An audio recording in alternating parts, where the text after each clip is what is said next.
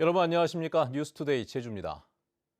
정부가 대전 골령골 등 민간인 집단 학살지에서 나온 유해 4천여 구를 한 곳에 모시는 방안을 추진 중인데요. 4.3 희생자 유족회가 신원 확인도 없이 화장을 할 수는 없다며 계획 중단을 요구하고 나섰습니다. 이따금 기자의 보도입니다. 74년 만에 고향 제주에 돌아온 유해. 4.3 당시 대전 형무소에 수감됐다 산내 골령골에서 총살당한 4.3 희생자 고 김한홍 씨입니다. 아버지를 찾으려 노력했던 아들은 3년 전 세상을 떠났지만 그 뜻을 며느리와 손자가 이어받아 맺힌 한을 풀었습니다. 이런 즐거운 이제 아빠를 쳐다가지고 그것도 못 보고 아빠가 죽어서 이제 가버리니까 너무나 억울해가지고 억울해서 눈물이 나는 겁니다. 대전 골령골에서 발굴된 집단 학살 추정 유해는 1,400여 구. 그러나 고 김한홍 씨를 포함해 지금까지 단 2구만 신원이 확인됐습니다. 이런 가운데 정부가 대전 골령골 등 한국전쟁 민간인 희생자 유해를 화장 후 한 곳에 안치할 것으로 알려지면서 4.3 유족회가 반발하고 나섰습니다. 유족회는 화장을 하면 추가 신원 확인이 불가능하고 제주로 모셔올 수도 없다며 정부의 계획 중단을 요구했습니다.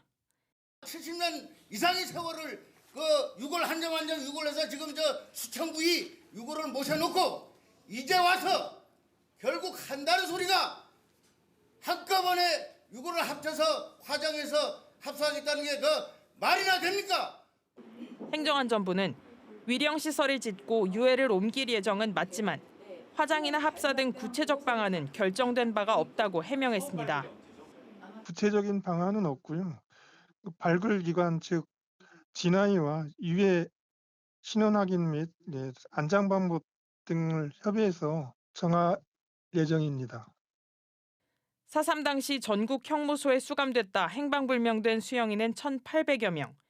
지금까지 대전 골령골과 옛 광주교도소에서 유해 2구의 신원만 확인된 가운데 유족들은 70년 넘도록 사라진 가족들을 기다리고 있습니다.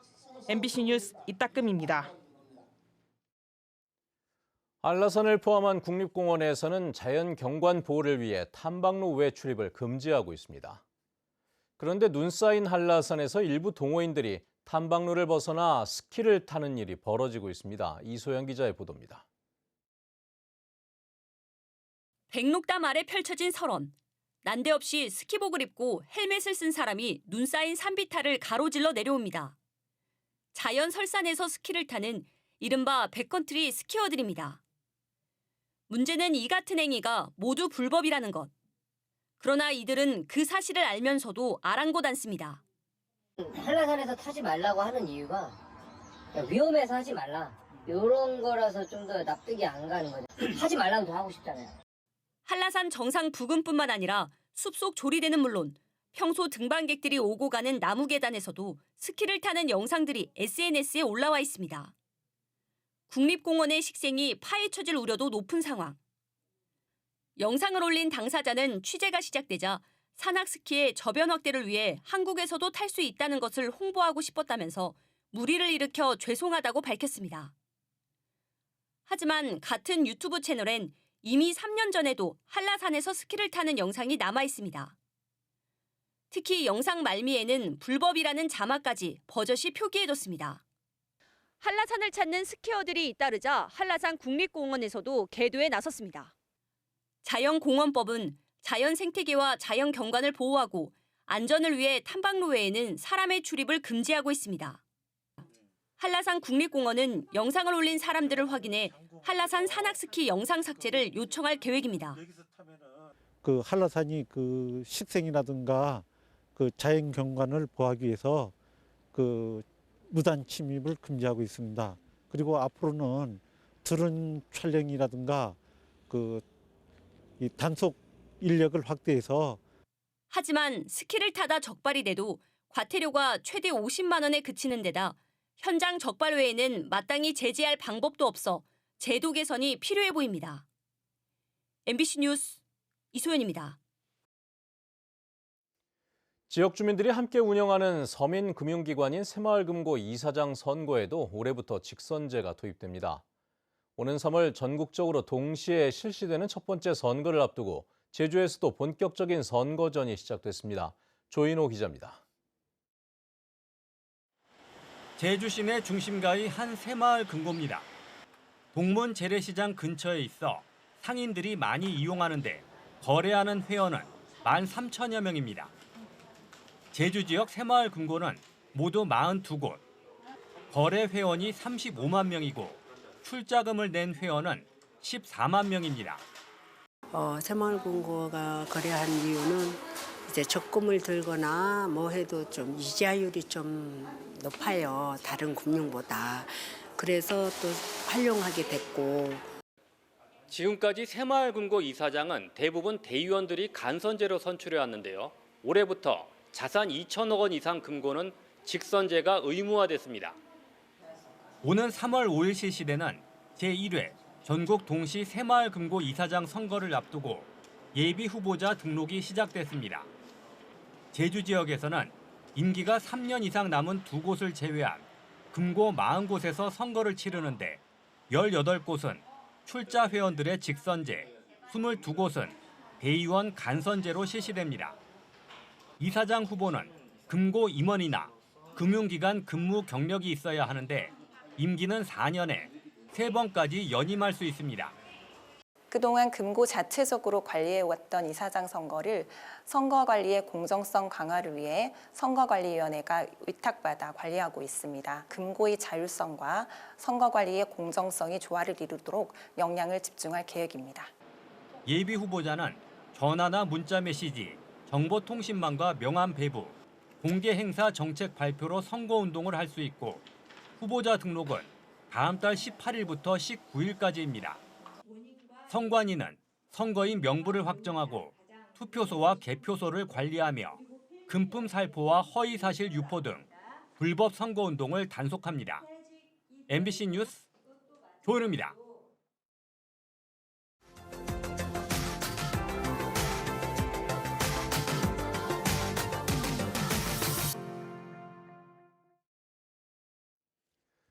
직장인들의 정년 연장 논의는 지지부진하고 국민연금을 받을 수 있는 나이는 더 늦춰지게 되는데 그만큼 소득 없이 살아야 하는 시기도 늘어날 수밖에 없죠.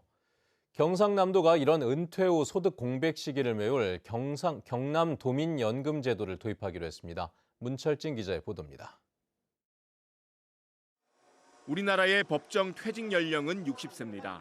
국민연금을 받을 수 있는 63세까지 3년 동안 소득 공백이 발생합니다. 2033년부터는 국민연금 수급 연령이 65세로 더 늦춰집니다. 마땅한 소득이 없다면 안정적인 생활이 어려워집니다. 좀 대기업이든지 공기업이든 다니시는 분들은 좀 낫지만은 그런 부분이 아니면은 좀 중소기업이든지 준비가 좀 덜 된 느낌을 좀 많이 받지. 경상남도가 20살에서 55살 이하 도민 871명을 대상으로 설문조사를 한 결과 응답자의 70.5%가 소득 공백기를 인지하고 있었지만 이를 준비하고 있는 사람은 43.1%에 그쳤습니다. 경상남도는 도민들이 은퇴 후 소득 공백기를 대비할 수 있도록 전국에서 처음으로 경남 도민연금을 도입합니다. 개인이 금융기관에 적립하는 퇴직연금 제도를 활용해 도민이 매월 일정 금액을 적립하면 도가 10년 동안 추가 금액을 지원해 은퇴 자금을 불릴 수 있도록 돕습니다. 경남에 주소를 둔 직장인이나 자영업자, 소상공인 등 소득이 있는 사람이 지원 대상입니다. 지원 금액과 소득 기준, 연령 등은 전문가 자문과 공론화 과정을 거쳐 구체화시킬 계획입니다. 경남 도민연금이 소득 공백기를 완전히 메울 수는 없습니다. 하지만 작은 금액이라도 지자체 차원의 지원을 통해서 소득 공백기와 노후 준비에 대한 인식 전환의 계기를 마련할 수 있을 것이라. 도는 올해 상반기까지 조례 제정과 보건복지부 사회보장제도 신설 등의 행정 절차를 이행하고 연말까지 시스템 구축, 예산 편성 절차를 마무리해 내년 1월부터 도민연금을 시행할 계획입니다. MBC 뉴스 문철진입니다.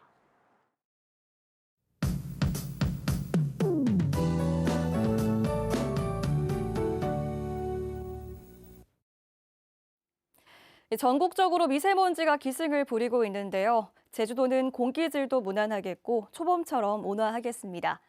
밤사이 복사능각으로 아침 기온은 뚝 떨어졌습니다. 제주는 아침 기온 4.9도를 보이고 있고요. 한낮 기온은 13도까지 오르겠습니다. 당분간 평년 기온을 크게 웃돌면서 오후에는 포근하겠는데요. 큰 일교차에 유의하시기 바랍니다. 오늘 하늘도 구름 낀 가운데 맑게 드러나겠습니다. 제주도의 미세먼지 농도는 보통에서 좋음 수준을 보이겠는데요. 제주를 제외한 전국 곳곳에는 미세먼지와 안개로 하늘이 뿌였습니다. 오전까지 제주를 연결하는 항공기 운항에도 차질이 예상됩니다. 아침 현재 기온입니다. 높은 산지를 제외한 대부분 지역에서 영상권으로 시작하고 있습니다. 현재 남부 동부 지역 5도, 산지 성판악도 2도 보이고 있습니다. 높은 산지는 영하권을 보이고 있는데요. 산간도로에서는 도로 살얼음에 유의하시기 바랍니다. 오늘 한낮 최고 기온은 북부 서부 지역 13도, 남부 지역은 15도까지 오르겠고 한라산 성판악은 9도 예상됩니다. 도서 지역도 대체로 맑은 가운데 한낮 기온이 13도까지 올라서 오늘 크게 춥지 않겠습니다. 바다의 물결은 제주도 전해상에서 잔잔하게 일겠는데요. 항해하거나 조업하기 무난하겠습니다. 주말까지 평년보다 포근해서 활동하기 무난하겠는데요. 설 연휴인 다음 주에는 다시 찬 공기가 내려와서 급격히 추워지겠고 수요일까지 비나 눈이 내릴 것으로 예상됩니다. 날씨 전해드렸습니다. 다음은 제주 MBC의 희망 2025 나눔 캠페인 성금을 보내주신 분들입니다.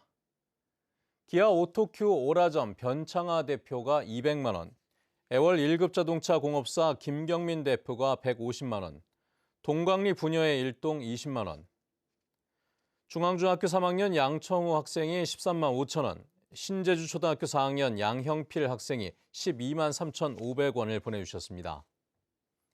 희망 나눔 캠페인은 이달 말까지 진행되며 제주은행과 농협 계좌를 이용해 참여하실 수 있습니다.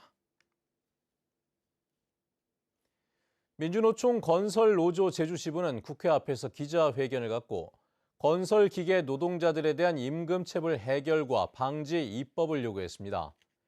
이들은 설 연휴를 앞두고 제주 지역 건설기계 현장 5곳에서 1억 3천여만 원이 체불됐고 윤석열 정권이 건설 노조를 건폭으로 부르며 탄압하는 바람에 임대차 계약 등 기본적인 제도조차 지켜지지 않아 체불이 늘어나고 있다고 주장했습니다. 제주 지역 75세 이상 교통안전교육 대상자가 크게 늘었습니다. 한국도로교통공단에 따르면 올해 교통안전교육을 받아야 하는 75세 이상 운전자는 5,300여 명으로 지난해보다 13% 늘었습니다. 75세 이상 운전자는 3년마다 운전면허 적성검사를 받지 않으면 과태료를 내야 하고 1년이 지나면 면허가 취소되는데 공단 측은 올해 대상자가 역대 최대라며 연말을 피해 상반기를 선택해달라고 당부했습니다.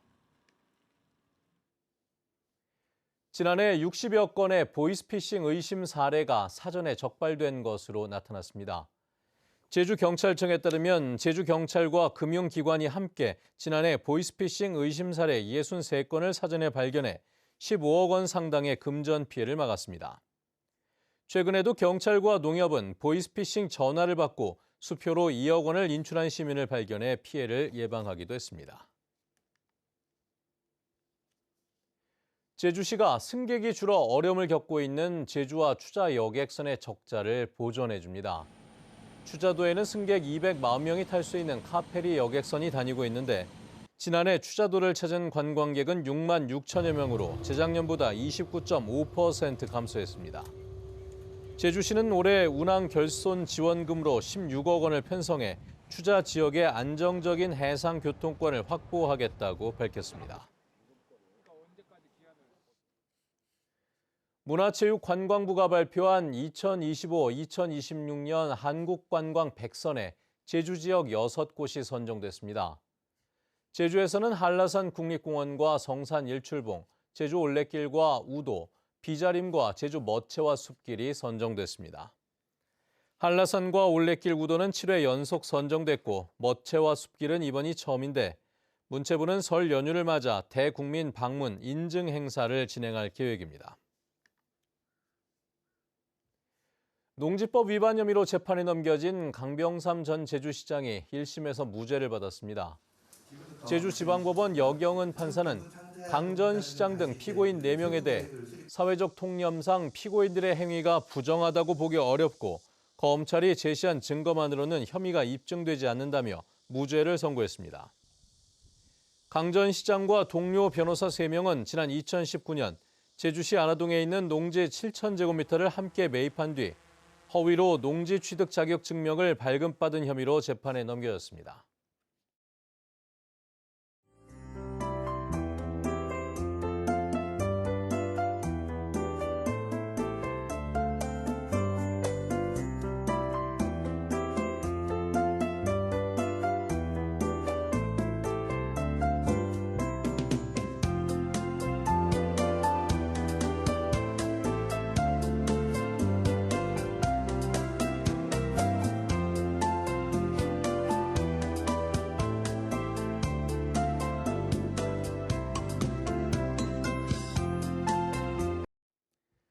네, 뉴스투데이 제주를 마칩니다. 시청해주신 여러분 고맙습니다.